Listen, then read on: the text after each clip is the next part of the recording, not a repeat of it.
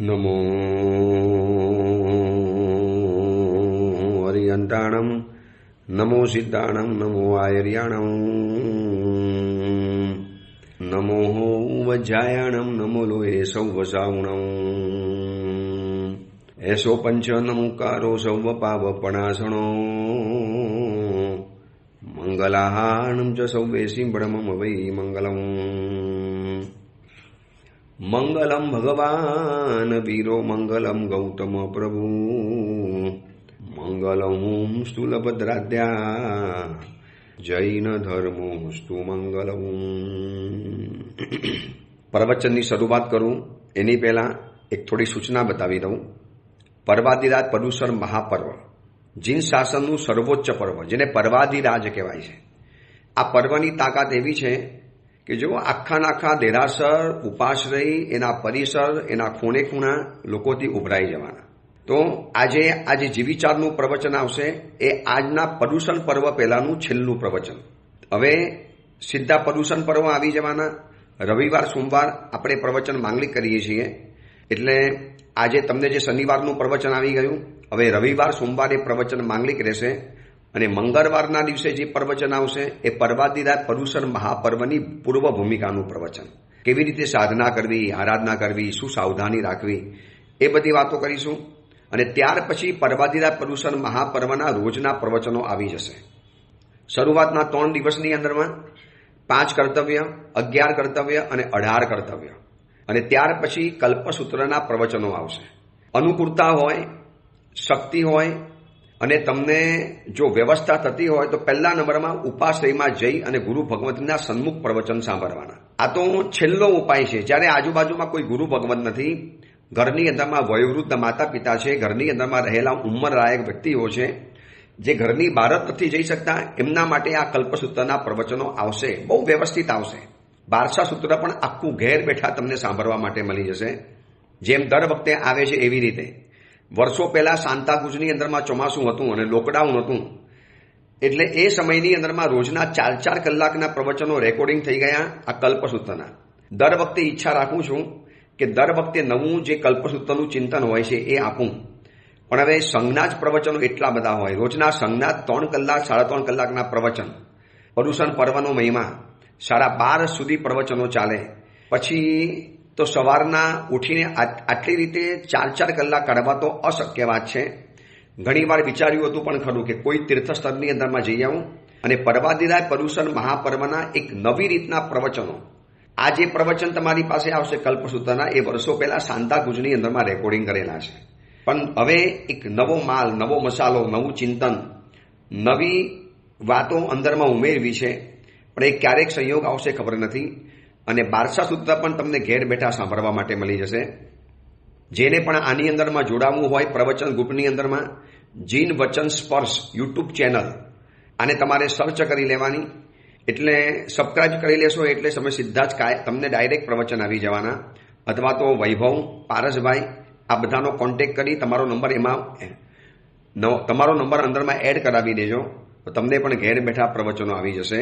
આ પર્વાધિરાજ પર્યુષણ મહાપર્વ બસ હવે બહુ નિકટની અંદરમાં છે. કર્મના મર્મને ખતમ કરનારા આ પર્વાધિરાજ પર્યુષણ મહાપર્વના પ્રવચનો છે. ખૂબ ઉલ્લાસથી એની આરાધના કરવાની. હવે બીજી વાત, ઉપધાન ઉત્સવની જે વાત મૂકેલી, જન્મ ઉત્સવ નિમિત્તે દર વર્ષે વર્ધમાન કરુણા ફાઉન્ડેશનના અન્વયે જે ચાલે છે, એમાં એટલા બધા લોકોના સમાચાર ડાયરેક્ટ ઇનડાયરેક્ટ આવે છે કે ગુરુદેવ, અમારે મુખ્ય લાભાર્થી બનવું હોય તો કેટલી રકમ ડિસાઇડ કરી છે, અમારે સહલાભાર્થી બનવું હોય તો કેટલી રકમ ડિસાઇડ કરી છે. દેખો, આ ઉપધાન તપની અંદરમાં બધા જ જીવો લાભ લઈ શકે માટે કોઈ રકમ એવી ફિક્સ નથી કરી. જેની જે પણ ભાવના થાય, જેને ઋણ મુક્ત બનવું છે, જેને ભાવના કરવી છે, છતાં પણ ઘણાના સમાચાર આવે છે માટે બતાવી દઉં છું કે જો કોઈ પણ ઉપધાન કરાવવા હોય તો 1.25 કરોડ, 1.5 કરોડ તો રકમ જોઈએ. કોઈ પણ તીર્થમાં સારામાં સારી રીતે વ્યવસ્થિત ઉપધાન કરાવવા હોય તો. હવે સંપૂર્ણ લાભ લેવો હોય તો એટલી રકમ થાય. મુખ્ય લાભાર્થી બનવું હોય તો 27 લાખ, 36 લાખ, 45 લાખ, જેની જેવી ભાવના. 18 લાખ પણ બની શકાય. પરંતુ તમે કદાચ લાભ લીધો 18, 27 કે 54 કે 36ની અંદરમાં, પછી કોઈ મોટી વ્યક્તિ આવી લાભ લેવા માટે, તો પછી મુખ્ય લાભાર્થી એ ગણાશે. જે વધુ રકમ આપશે એ મુખ્ય લાભાર્થી, એનાથી બીજા નંબરની જે રકમ આપશે એ સહલાભાર્થી, એનાથી પણ નીચે ઉતરતા ક્રમે જે રકમ આપશે એ આધારસ્તંભ, એમ કરતા કરતા પછી શુભેચ્છક, સહાયક એ રીતે આવતા જશે.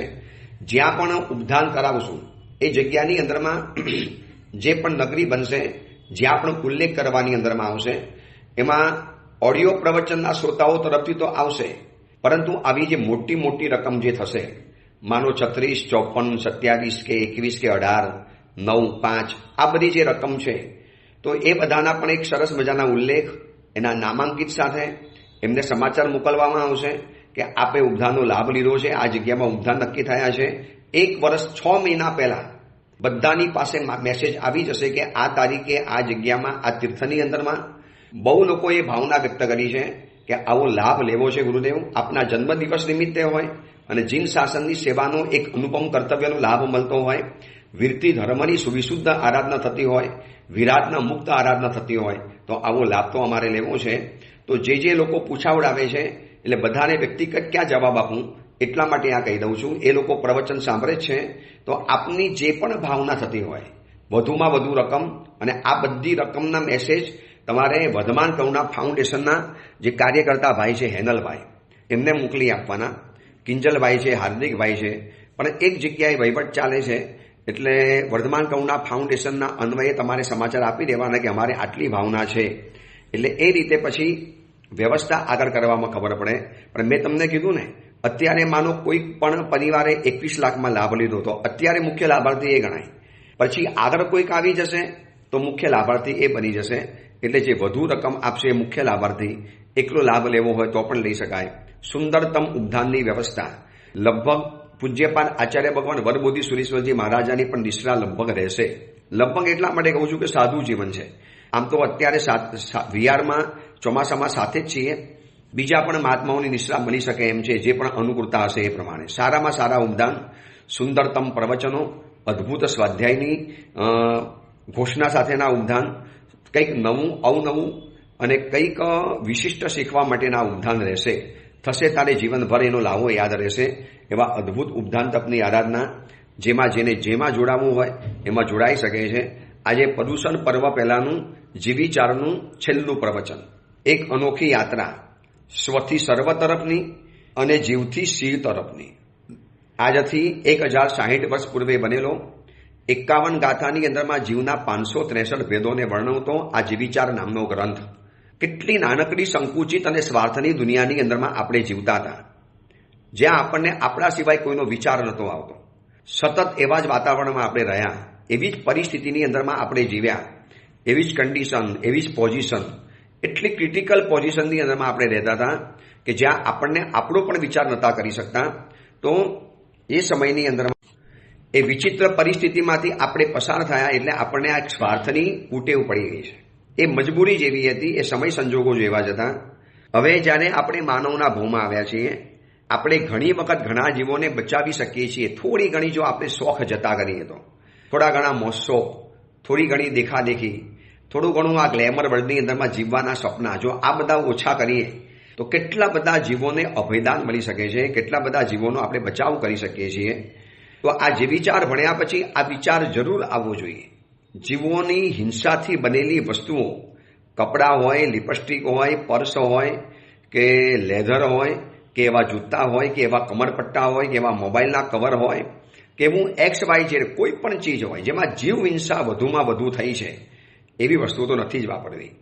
ગાયના ચામડામાંથી બનેલું, પછી તેવા પ્રકારના જીવોના હાડકાના ભૂકામાંથી બનતી એવી દવાઓ, કેલ્શિયમની દવા, એવી કોઈ લીવરની દવાઓ જેમાં જીવોની કટલેઆમ મચી હોય, એવું તમારે નથી જ વાપરવું, નથી જ કરવું.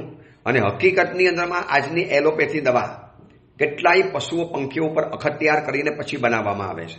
હવે જો તાકાત જ હોય, સત્વ હોય, હિંમત હોય, આજે એવા કેટલાય સમણી ભગવંતો છે જે ગમે એટલો ભયંકર રોગ આવે એલોપેથી દવાને અડતા પણ નથી.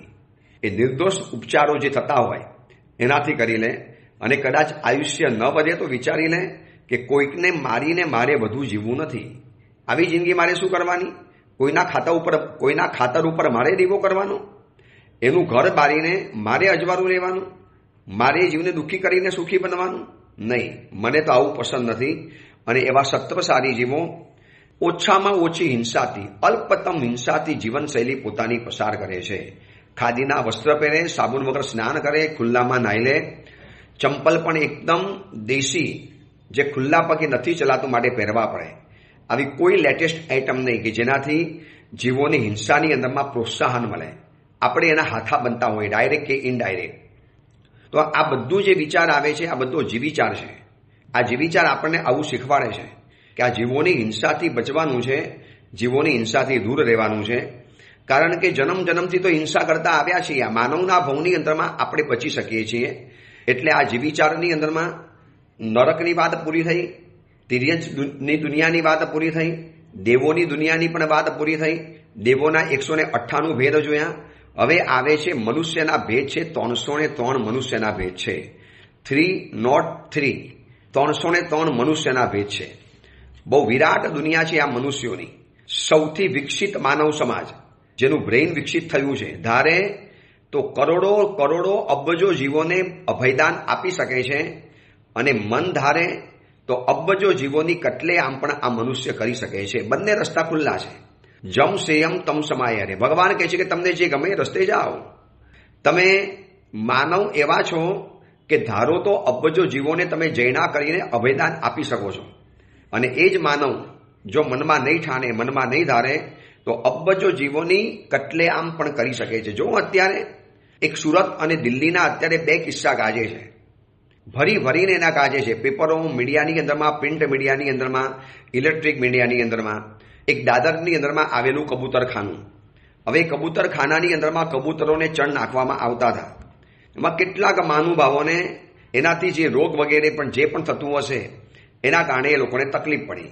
એટલે એ બંધ કરાવી દીધું. અને પછી જીવદયા પ્રેમીઓએ ઝુંબેશ ઉપાડી અને આંશિક જીત પ્રાપ્ત કરી અને જે રીતે કબૂતરખાનું શરૂ થયું.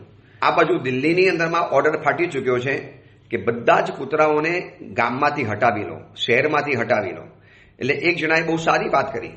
જો કૂતરાઓ પરેશાન કરે છે, કરડી ખાય છે, બચકા ભરે છે, તો એ લોકોને જો દેશ નિકાલ કરવામાં આવે છે, ગામ નિકાલ કરવામાં આવે છે, તો આ દિલ્હીની અંદરમાં કેટલાય રેપિસ્ટ છે જે છોકરીઓને પરેશાન કરે છે, છોકરીઓ ઉપર રેપ કરે છે, એ બધાને પણ કાઢી મૂકો.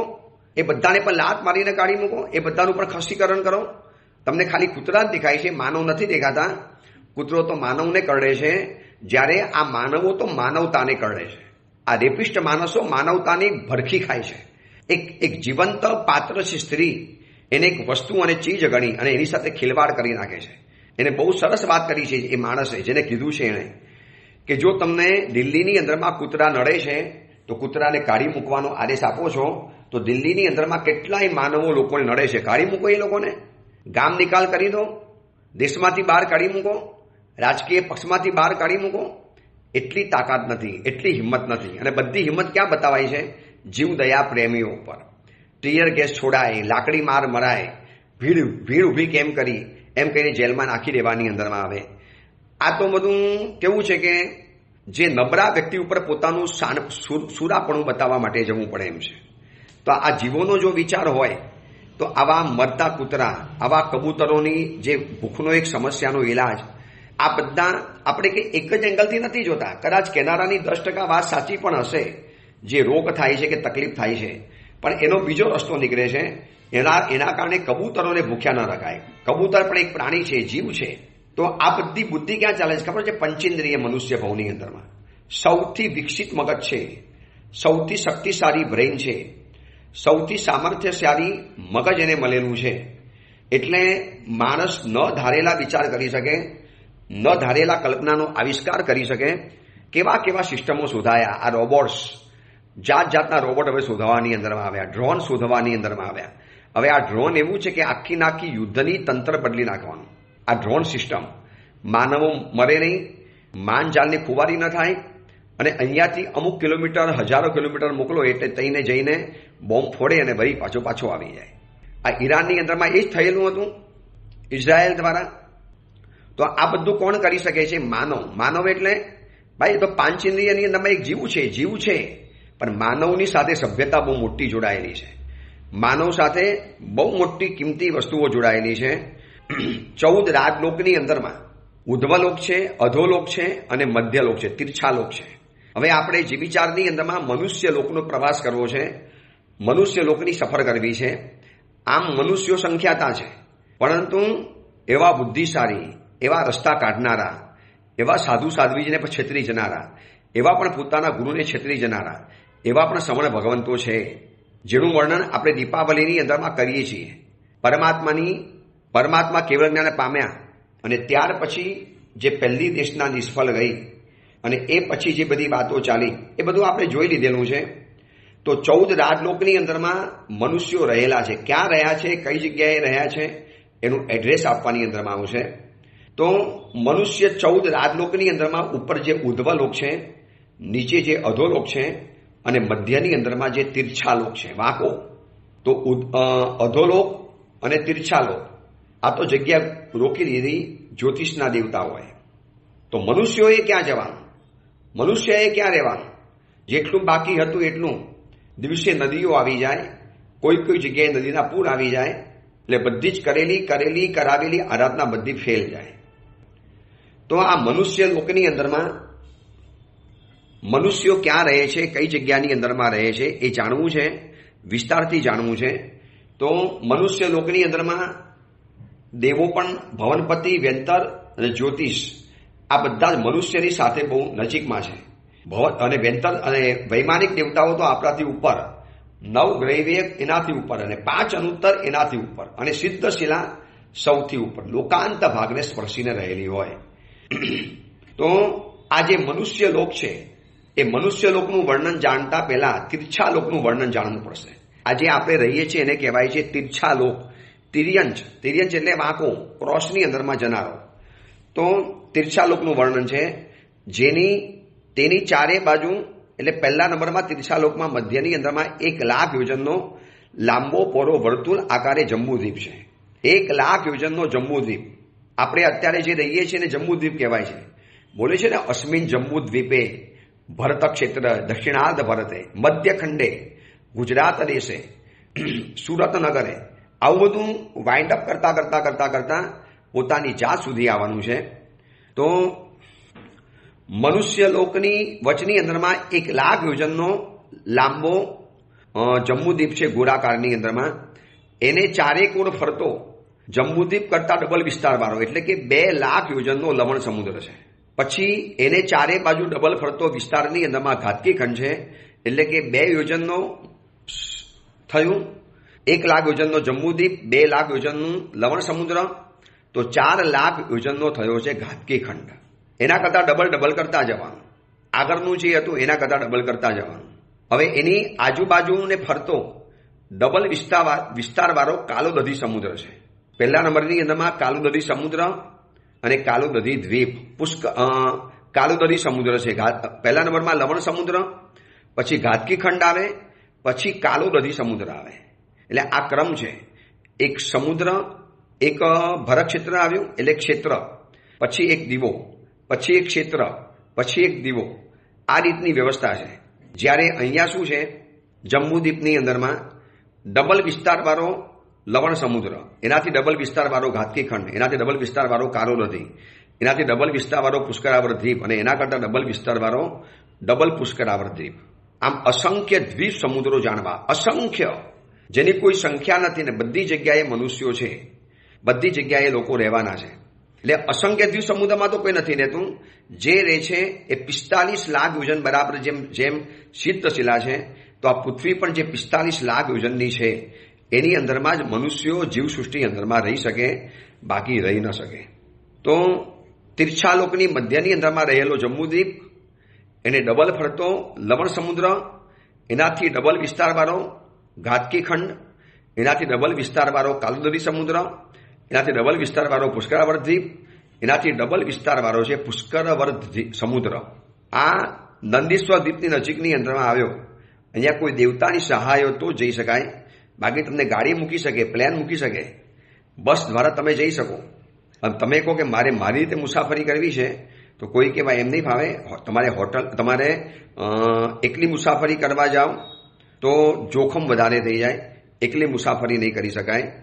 તો આ મનુષ્ય દ્વીપની અંદરમાં જે જગ્યાની અંદરમાં અઢી દ્વીપ છે ત્યાં મનુષ્યો છે, એની બહારની અંદરમાં મનુષ્યો નથી, ખાલી દ્વીપ અને સમુદ્ર છે. એટલી બધી જગ્યા છે, એટલી બધી પાર વગરની વસ્તુઓ રહી છે, એટલી બધી શુભ વસ્તુઓ લવણ સમુદ્ર પોતાની અંદરમાં છુપાવીને બેઠેલો છે. અને ઔદ્ધિક જ્ઞાનથી ઇન્દ્ર મહારાજા જોવે છે કઈ વ્યક્તિ આ ચીજને મેળવવા માટે યોગ્ય છે, તો જ આપણે એને એ ચીજ પહોંચાડવાની. જે દિવસે એમને એમ લાગશે કે નહીં આ યોગ્ય છે તો આપણને ચીજ પહોંચાડી દેવાના છે, તો 1,00,000 યોજનના જંબુદ્વીપની અંદરમાં વચની અંદરમાં લવણ સમુદ્ર, ઘાતકી ખંડ, કાલુ નદી, પુષ્કરાવર્ત દ્વીપ અને પુષ્કરાવર્ત સમુદ્ર દરેક આગળના વ્યક્તિથી 1.5 ગણા વધારે છે. હવે આવા પુષ્કરાવર્ત જે દ્વીપ છે એની મધ્યની અંદરમાં વર્તુળ આકારે માનુસોત્તર પર્વત છે. પુષ્કરાવર્ત દ્વીપ એને ગોળ ફરતો માનુસોત્તર નામનો પર્વત છે. ત્યાં સુધીના ક્ષેત્રને મનુષ્ય લોક કહેવાની અંદર આવે છે. ત્યાં સુધી લોકો એને મનુષ્ય ગણતા હોય છે, એને મનુષ્ય તરીકે જાણતા હોય છે. અને મનુષ્ય લોકની અંદરમાં અઢી દ્વીપ છે, એટલે કે જંબુ દ્વીપ છે, ઘાતકી ખંડ છે અને પુષ્કરાવર્ત દ્વીપ અડધો છે. 2 આખા અને 1 અડધો એટલે કે અઢી દ્વીપ. આ તમે કોઈક જગ્યાએ ચાર્ટ જોશો તો તમને ખબર પડી જશે. એના આખા એક ચાર્ટ આવે છે તત્વજ્ઞાન ચિત્રાપલીના. જીવીચારના પુસ્તકોની અંદરમાં આના ચાર્ટ આપવાની અંદરમાં આવ્યા છે, બનાવવાની અંદરમાં આવ્યા છે. એમાંથી વિસ્તારથી જાણી લેવાનું. પરંતુ આ મનુષ્ય લોક એ શું છે એને આપણે સમજવું પડશે ને. આટલો મોટો મહાન મનુષ્ય જેની સ્તવના વારંવાર કરવાની અંદરમાં આવી છે, વારંવાર જેની સ્તવના થયેલી છે, અને આવા મોટા મનુષ્ય ભવનું જ્યાં સંચાલન થાય, જ્યાં રહેવાનું છે એવો આ મનુષ્ય લોક છે, માનવનો ભવ છે. તો પુષ્કરાવર્ત દ્વીપ એની મધ્યના ભાગની અંદરમાં વર્તુળ આકારે માનુસોત્તર પર્વત રહેલો છે. આને કોઈ મનુષ્ય ક્રોસ નથી કરી શકતો. હા, દેવતા હોય તમને લઈ જાય તો વાત બરોબર છે, બાકી કોઈ મનુષ્ય કે કોઈ ચીજ આપણને સહાય નથી કરી શકતી. તો પુષ્કરાવર્ત દ્વીપના મધ્ય ભાગની અંદરમાં વર્તુળ આકારે માનુસોત્તર પર્વત છે અને એના ક્ષેત્રને મનુષ્ય લોક કહેવાય છે. મનુષ્ય લોકની અંદરમાં અઢી દ્વીપ, 4 જંબુદ્વીપ અને 6 ઘાતકી ખંડ, 6 પુષ્કરાવર્ત દ્વીપ અને 2 સમુદ્ર, લવણ સમુદ્ર અને કાલોદરી સમુદ્ર. આ રીતે આખી રચના થયેલી છે.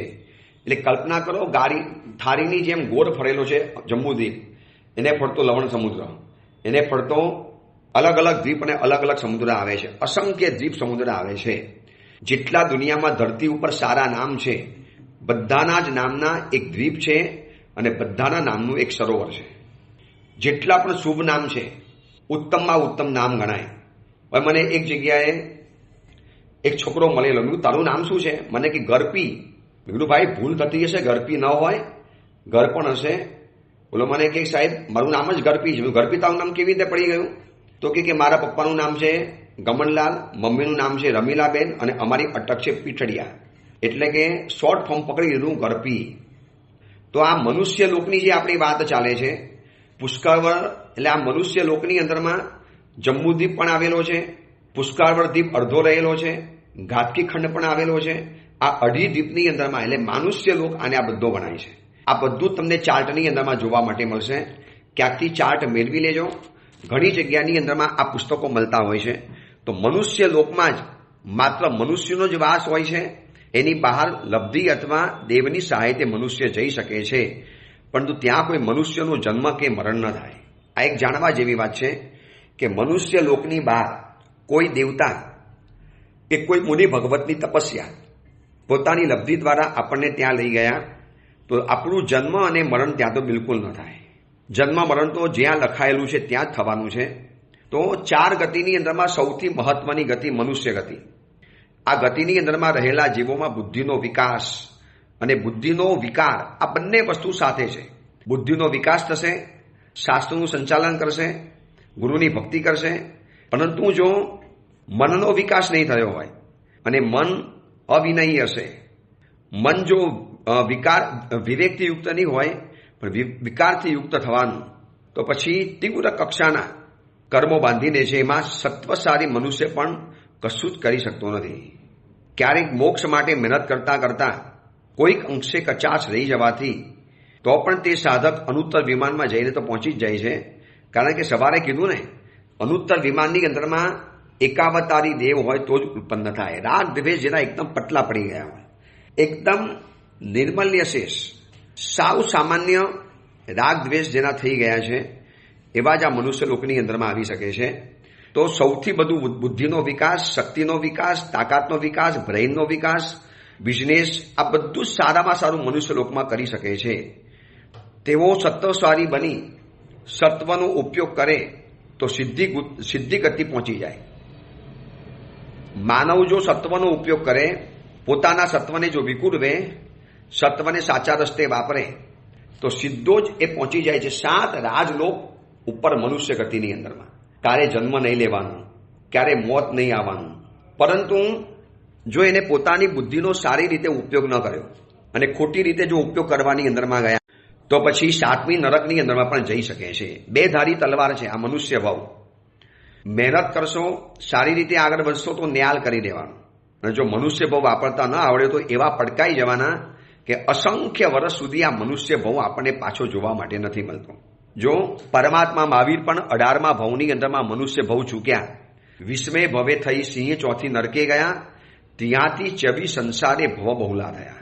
આ પરમાત્મા મહાવીરની કથા યાદ રાખવા જેવી છે. કેવું પરમાત્માનું દીર્ઘ સંસાર પરિભ્રમણ થયું. કેમ થયું? કારણ કે આ મનુષ્ય ગતિ, મનુષ્યનું શરીર, એના રહેલા ઇન્દ્રિયો એના એ કાબુની અંદરમાં ન કરી શક્યો. તો આ મનુષ્ય દેવલોકમાં પણ જઈ શકે, મોક્ષમાં પણ જઈ શકે અને નરકમાં પણ જઈ શકે છે. થોડા યોગ્ય સાધકો ત્યાંથી પુનઃચરી મનુષ્ય ગતિને પામી અને મોક્ષની સાધનામાં લીન બની જાય તો સકલ કર્મનો ક્ષય એનો તૂટી જ જવાનું છે.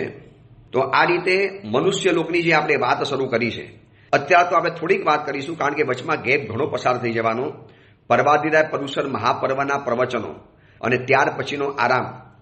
એટલે શરૂઆતની અંદરમાં 4-5 દિવસ, પછી 8 દિવસ પરુષણના, પછી 4-5 દિવસ આપણી આરસના જાય, થાક ઉતારવામાં જાય. અને આ બધું પત્તા 9 પદની હોળી પણ આવી જશે, એની પણ ખબર નહીં પડે. પરંતુ એની પહેલા બતાવે છે કે મનુષ્ય ગતિની અંદરમાં શું સાવધાન રહેવા જેવું છે. ભગવાને તો એટલું કહી દીધું, મનુઆ તુમમેવ સત્યમ, તું સાચો છે.